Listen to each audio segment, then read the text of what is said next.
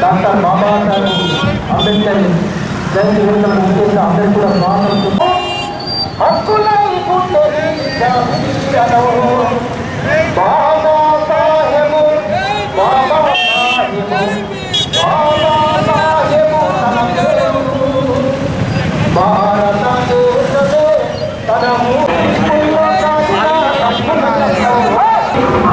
అంబేద్కర్ జయంతి సందర్భంగా రాష్ట్ర ప్రజలకి దేశ ప్రజలకి జయంతి శుభాకాంక్షలు తెలియజేస్తున్నాను.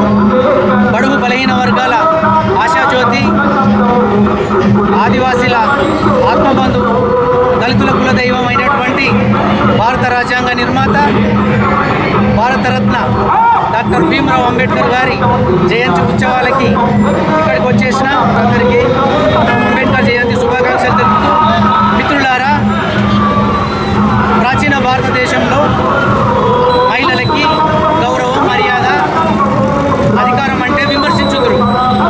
అంబేద్కర్ గారి పుణ్యమాని మహిళలకి పురుషులతో సమాన హక్కులు కల్పించబడ్డాయి.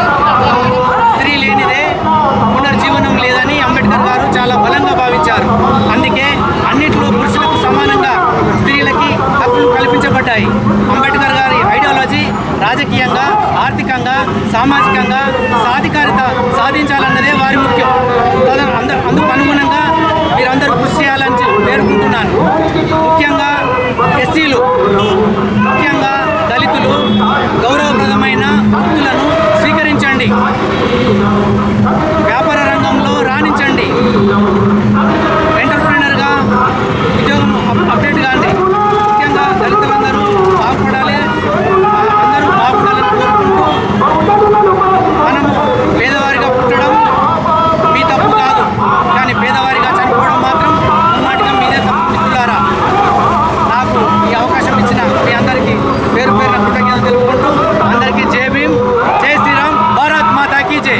బిఆర్ అంబేద్కర్ జయంతి శుభాకాంక్షలు ఈ యొక్క దేశ ప్రజలకు అంబేద్కర్ జయంతి శుభాకాంక్షలు తెలియజేస్తున్నా.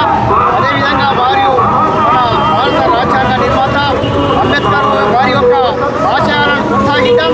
వారి యొక్క రాజ్యాంగం దాని విషయంలోనే ఎంత మన బీసీ, ఎస్సీ, ఎస్టీ, మైనార్టీ వర్గాలు కూడా ఇలా ఉన్నత స్థితిలో ఉన్నారంటే దానికి కారణం మన బాబాసాహెబ్ అంబేద్కర్ గారు.